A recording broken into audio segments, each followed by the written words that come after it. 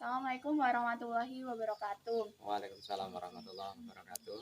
Sebelumnya maaf mengganggu waktunya, Pak. Kami Ya. mahasiswa dari Universitas Tidar Prodi Aquakultur ingin melakukan penugasan akhir PJBL pada mata kuliah Sosiologi Perikanan.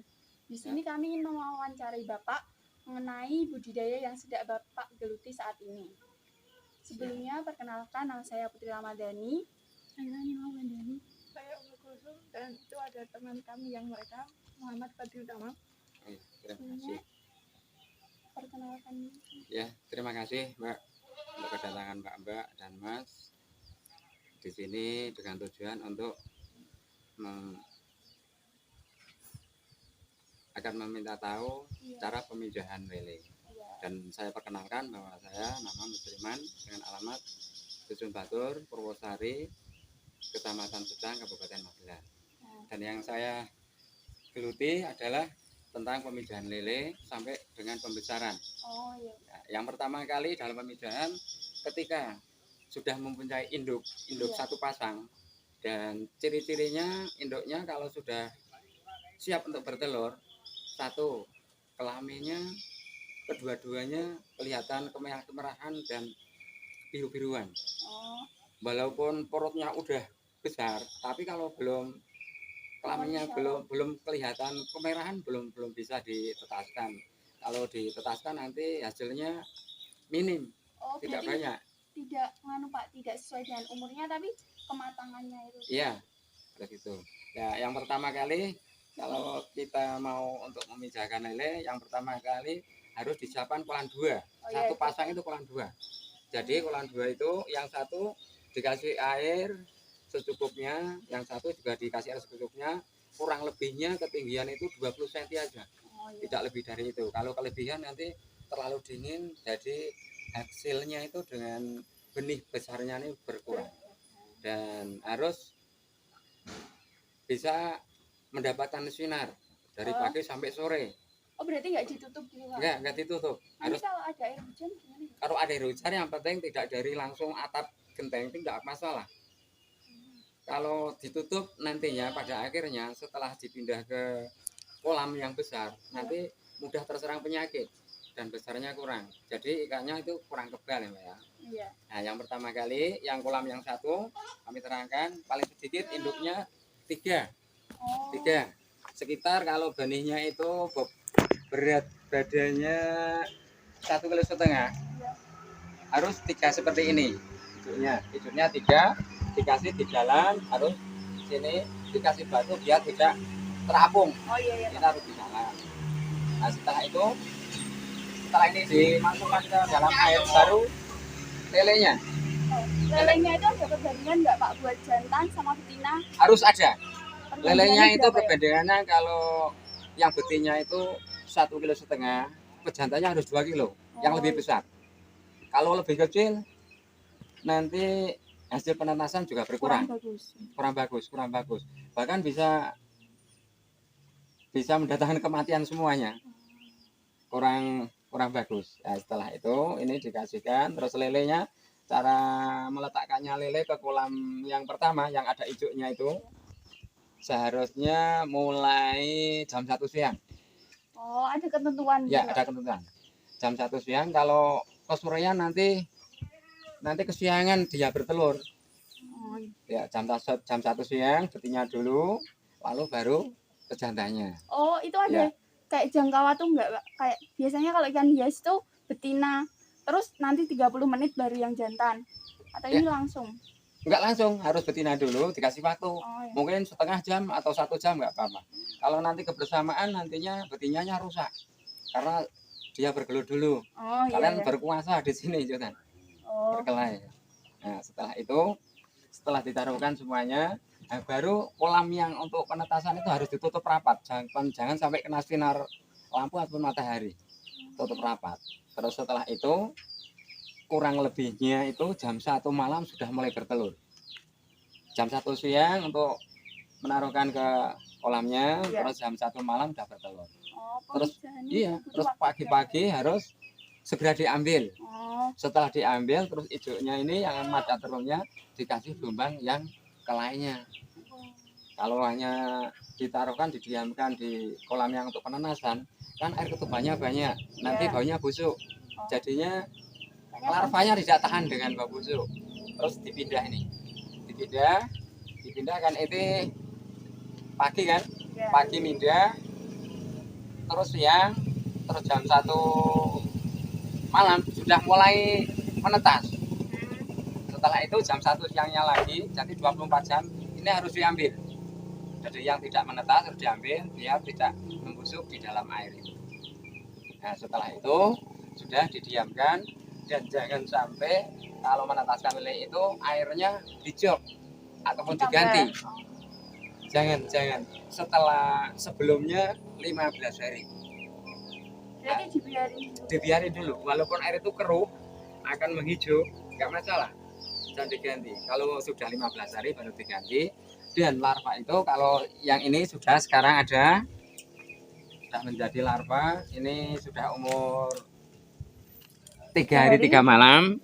Ini jangan dikasih makan dulu, harus sampai 5 hari 5 malam.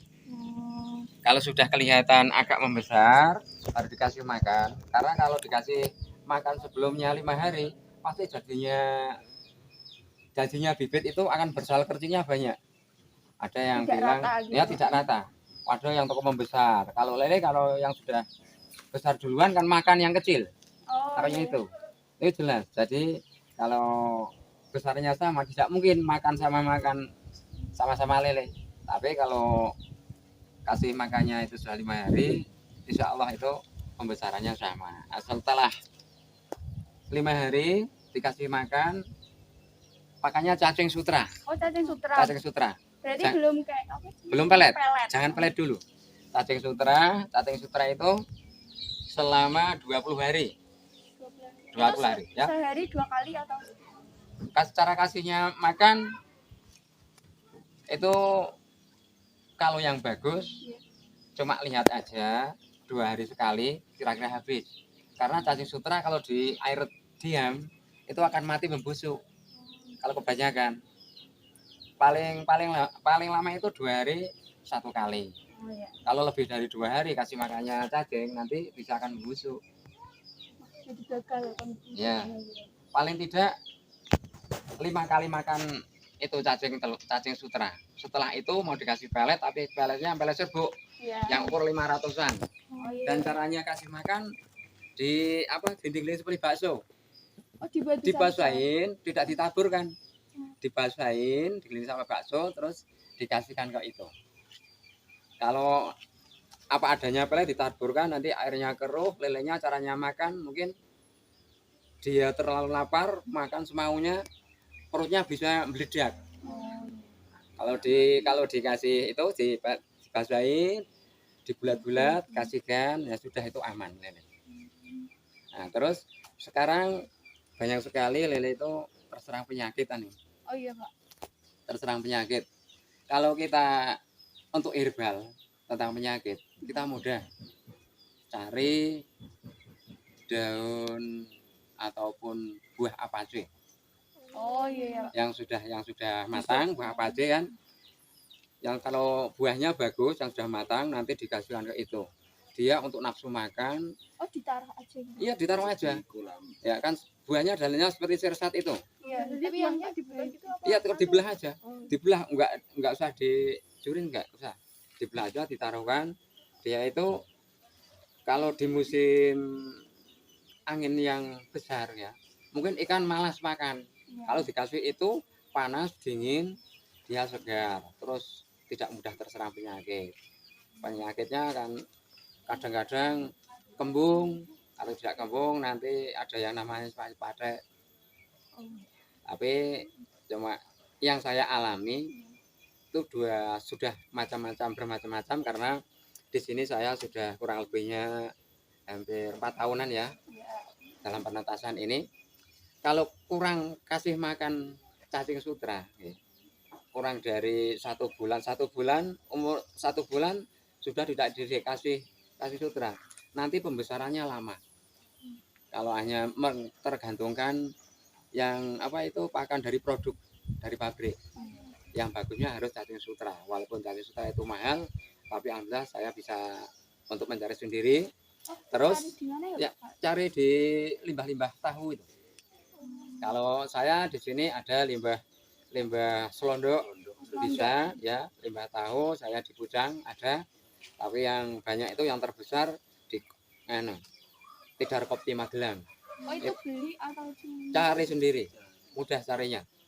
Nah, setelah itu tentang pembesaran, kalau dikasih cacing sutra selama 1 bulan, yang saya sudah alami 3 bulan itu sudah menjadi konsumsi dari penetasan ini. berarti setelah 20 hari nanti dipindah ke kolam. Pindah ke kolam yang besar. Oh. Oke. Itu kolam tanah atau tetap terpal? Kolam tanah yang bagus. Kolam tanah yang bagus. Dengan catatan kalau di sini ya, saya sudah membuktikan ada yang katanya air lele itu cepat besar, air yang tergenang terdiam. Tapi ternyata tidak. Airnya yang cukup, bisa mengalir bergantian, terus pakannya yang cukup. Rata-rata seperti itu di sini tidak pernah akan terserang penyakit. Kalau air tergenang, kena penyakit satu, langsung nyebar kalau diobatin. Kadang-kadang udah diobatin obat pabrik yang namanya Peditok itu ya, itu tidak mampu. Yang warnanya kebiru-biruan itu tidak mampu. Nah, terus cara kasih makan lele, kalau kita untuk mengasih protein yang herbal-herbal, tidak hanya dari bahan pabrik, dikasih makan daun-daunan. Pertama kali yang bisa untuk mencegah penyakit, daun pepaya seperti ini. Alhamdulillah saya daun pepaya seperti itu banyak sekali saya buat kasih makan lele. Kalau itu sudah mau sama daun itu, ya sudah, penyakit apapun tidak terserang. Berarti ya. Gini Pak, nggak setiap hari dikasih pelet, nggak diselang-seling gitu. Ya, jadi tidak setiap hari. Harus cara memakannya, kalau yang benih, yang benih daunnya pepaya harus ditumbuk.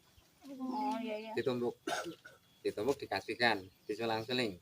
Terus tekan pembesaran itu dengan hasilnya, kalau dikasih pelet dengan yang daun-daunnya itu, warna daging dan rasa daging pun berbeda. Ya dikasih pelet itu juga saya enak, tapi masih lebih enak dikasih daun-daunan, daun pepaya, daun pohong, singkong itu, terus yang namanya rumput-rumput joblok, jenggleng itu, itu bagus buat ikan. Oh gitu. Kalau itu Pak, sayur kan kadang ada yang dikasih pakan sayur-sayuran kayak sampah-sampah yang dari pasar itu loh, sayur-sayuran busuk. Sayur busuk ada, tapi itu kalau air tergenang, kalau airnya tergenang pasti mudah terserang penyakit. Terus nanti orang yang mengkonsumsi ikannya ini kurang, kok beda ikannya rasanya.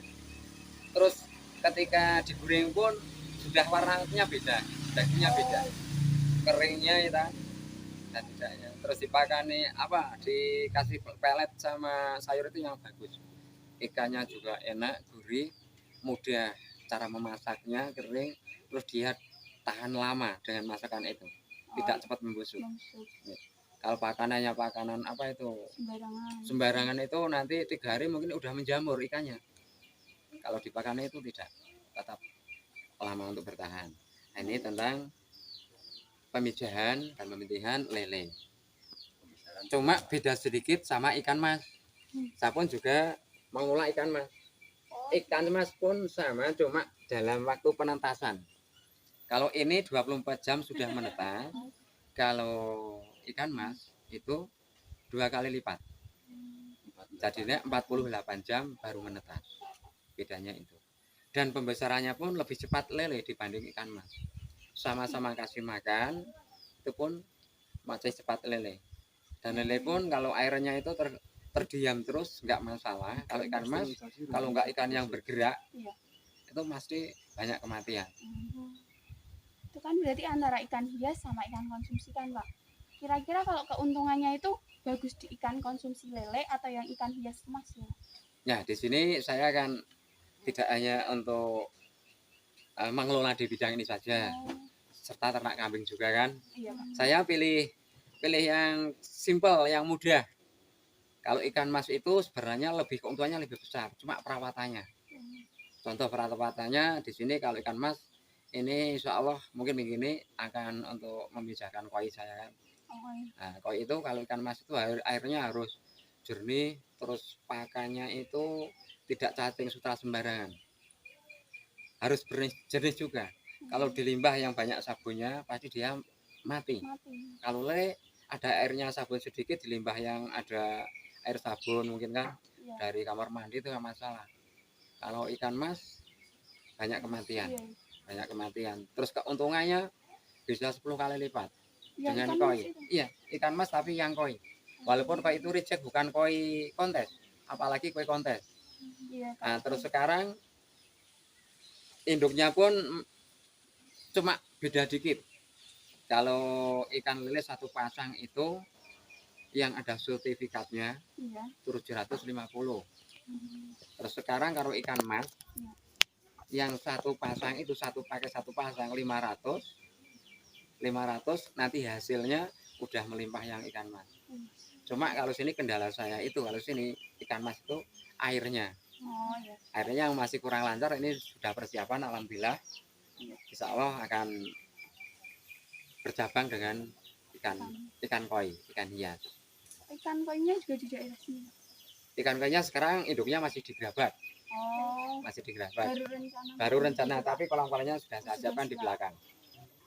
Tapi kalau penjualan lebih cepat yang ikan konsumsi lele ini apa yang ikan emas ya? Lele. Sama, kalau saya sama. Karena saya sudah punya channel. Jadi diambil tengkulak gitu Pak? Diambil tengkulak. Kalau saya ikan mas pun atau ikan lele yang seukur berapapun, kapan saya jual langsung bisa laku. Tapi di sini saya untuk meladeni kadang ada orang pemancingan juga kiloan. Saya ladeni karena saya nggak tetangga Mbak. Tidak harus saya jual ke tengkulak dengan. Kalau dulunya langsung tengkulak, tapi sekarang di sini pada pemancingan terus saya membesarkan. Wah untuk teman kok buat ada yang pemancingan juga ada yang di tengkulak. Kalau pemancingan saya akan 7 bulan ada yang sudah 4,5 kilo, 3,5 kilo lele ini 7 bulan. Itu pemancingannya itu langsung borongan satu kolam apa cuma kayak siapa yang mau gitu? Di sini ambilnya tidak pasti, kadang setengah kintal, kadang-kadang 20 kilo gitu. Kalau kiloan gitu. Ya kiloan per kiloan. Cuma kalau di sini pemancingan 17.000 per kilo harganya. Kalau tengkulak itu 19.000 yang konsumsi bedanya. Tapi kalau dibandingkan hasilnya itu masih untungnya besar yang pemancingan. Karena pembesaran itu dari konsumsi dengan yang 3,5 kilo itu waktunya cepat, terus dia makanya mudah dikasih apapun mau. Dikasih apapun mau dengan catatan dikasih daun-daunan itu mau. Kalau yang masih kecil itu mungkin mudahnya terserang penyakit, kalau tidak cepatnya diobatin nanti bisa menjalar menular bisa habis. Nggak jual yang kayak bibitan gitu ya? Jual bibitan juga jual. Nanti ini kan yang gitu. ya kalau saya yang jual bibitan mungkin kan kalau sudah saya pembesaran di kolam sana kan cuma terbatas, sudah tidak muat, maka sisanya saya jual bibit. Tapi jual bibit langsung tengkulak, bukan apa itu harus cari bukan orang konsumen untuk melihara sendiri, langsung hanya bilang saja sama tengkulaknya kalau ini ada bibit ukur sekian, banyaknya sekian sudah kayak bisa terus diambil. Nah terus ini dulunya saya memang dari awalnya saya untuk berminat mengerjakan ini kan saya sudah tua, mungkin saya pilih kerja yang ringan-ringan, yang bebas waktu. Kalau dulunya saya ke proyek, ini pun masih ke proyek, tapi kalau yang masih kenal ya masih hanya di proyek. Dan saya pun juga coba-coba untuk ternak kambing di rumah, terus alhamdulillah lancar. Terus Pak Lurah ini untuk pemerintah agar saya membuat kelompok 20 orang untuk peternak kambing, tapi di hutan di hutan pemerintah di desa 11 itu. Insya Allah ini bulan-bulan ini saya mulai juga karena dananya sudah cair, sudah turun. Cuma waktunya saya cara mengatur. Jadi saya memang suka untuk ternak apapun, ternak lele, mungkin kambing ya. Cuma yang sekira ringan-ringan, tidak seperti sapi. Sapi kan terlalu berat untuk menanganinya. Nah, sekarang tinggal Mbak dan Mas aja ingin untuk melihat yang kolam pembesaran sana, karena di sawah sana termasuk kolam yang bebas. Ada yang bebas, ada yang tidak bebas mungkin di sana. Karena kalau ikan mas termasuk ikan hias itu banyak orang untuk memelihara di rumah. Mungkin khawatir keamanan, khawatir hilang. Tapi kalau saya tidak, kalau udah sekitar umur panjangnya itu sudah 3 sentian pun, 3 senti panjangnya ya, besar mungkin 1,5, udah saya pindah ke sawah. Terus tentang pembesaran perbedaan itu sangat beda banget ya Mbak. Kalau di rumah 1 bulan itu dikasih satu sampel itu tidak bisa. Kalau di sawah mungkin 1 minggu sudah besar. Mungkin di sawah hidupnya bebas, airnya hangat, terus banyak plankton kan. Plankton itu yang mungkin memang ikannya paling suka, terus dia penuh gizi di sawah. Kalau di rumah kan terlalu terbatas cara kasih makan, ya terbatas ruangan juga. Ikan mas di sini kalau yang ukurnya kurang lebihnya itu 1,10 kilo itu 35.000. Oh, Per kilo ada 10 ekor. Ya. Terus itu 35.000. Jadi 35.000 dibagi 10 berarti 1.500 per ekor. Per ekor 1.500 itu bibit nih Pak. Bibit ya. Bibit. Kalau yang besar itu malah lebih murah. Nah, per kilonya lebih murah. Cuma 30. Kalau yang kecil, yang lebih kecil lagi lebih mahal. Jadi kemahalan itu dengan berdasarkan 5.000 dari ukur 46, 57, terus 12 itu naiknya 5.000. Terus yang terbesar itu per kilo ikan mas cuma 30.000. Mungkin yang sudah berbobot satu ekor itu 5 kilo ya per kilonya cuma 5.000 di sini. Iya, cuma 5.000. Terus ikan mujahir pun seperti itu. Kalau yang masih kecil 40.000, besar lagi 30.000, 35.000, terus lagi 30, mantap. 30 itu sudah menjadi konsumsi. Ya, 1 kilo ada 4 ekor, mungkin 3 ekor itu yang 30.000. Berarti yang untuk pemancingan juga ini Pak? Pemancingan yang bisa tuh, yang kolam besar, terus itu di atas, yang itu udah kolam besar. Oh ini punya pribadi? Kalau ini saya masuk ngontrak. Oh ngontrak. Tapi kalau nanti ada keuntungan nggak Pak? Bayar kontraknya sama keuntungan dari hasil ini kan keuntungannya itu sesuai nggak sama karena ini kontrak sebulan? Alhamdulillah sesuai. Kontrakan itu 1 tahun saya panenkan satu kolam itu sudah sisa. Oh iya. Sudah sisa. Ini kan 1 kolam pun ini ada 1, 2, 3, 4, 5, 6, 7. Terus yang situ kan baru nganggur. 8 atau 9, 10, 11. 11 itu kontrakannya per tahun itu cuma 1.500.000. 1.500.000 terus itu ada 3 kuintal. Per kuintal itu hasilnya 1.700.000 dikalikan 3. Kan saya kasih saya bayar 1 kintal untuk kontrakan, 1 kintal untuk pakan, 1 kintal hasil saya. Oh iya. Udah sisa. Terus itu pun saya tidak hanya ini saja kerjanya, ini kan cuma pagi sore kasihnya makan. Iya. Ini kan pakannya pakai pelet Pak. Pakai pelet. Ada rencana gitu nggak Pak buat pelet sendiri? Sudah. Dulunya sudah buat pelet sendiri, terus sekarang saya beralih bukan pelet. Saya beralih dengan ampas pohon. Ya, ampas pohon, terus ya bahan utamanya ampas pohon, saya kasih sisik ikan asin. Oh itu sisik Ikan asinnya sudah beli. Iya, coba belinya cuma itu. Terus ikan ampasnya Poho juga beli saya di Temanggung. Itu belinya setiap 1 bulan atau gimana? Tidak pasti, tapi yang saya jalani itu cuma saya belinya berapa. Kalau sekolah ini kan Ya.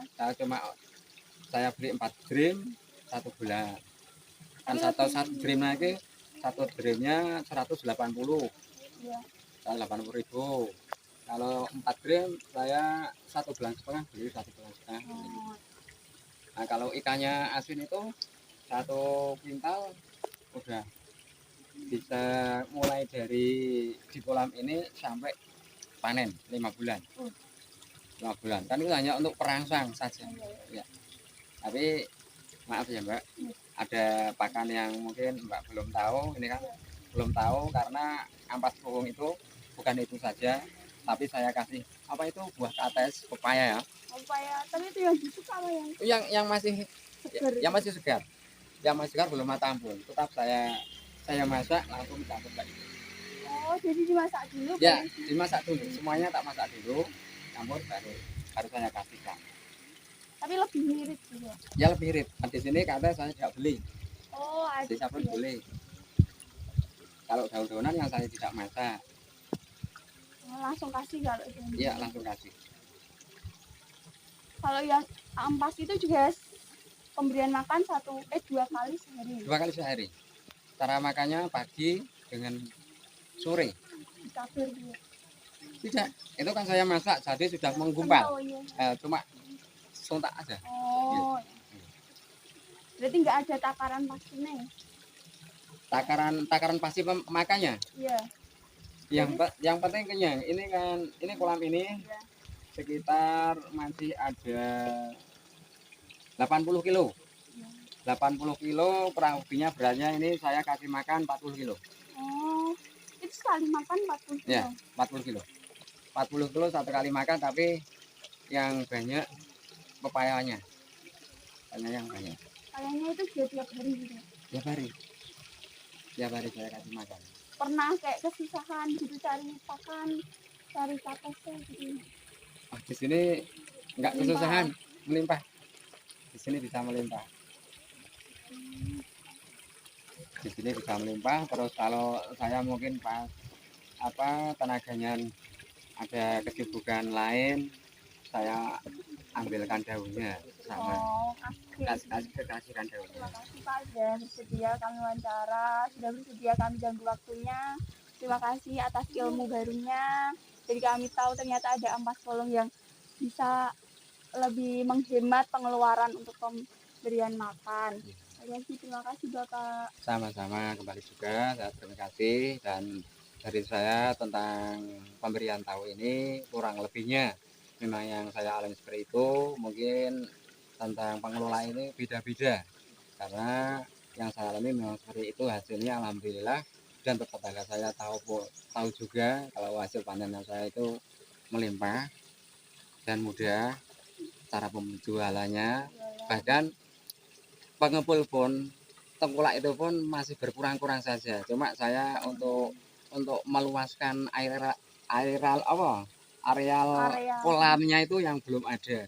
Ya mungkin atas itu juga mungkin habis lebaran ini masih tetap saya akan perbesar, akan perbanyak dengan kolam. Mohon maaf ya Mbak, tentang keterangan mungkin kurang memuaskan di hati Mbak. Kurang lebihnya dan ujian saya kurang supaya ya juga saya minta maaf yang sebesar-besarnya Pak. Iya. Terima kasih Bapak. Sama.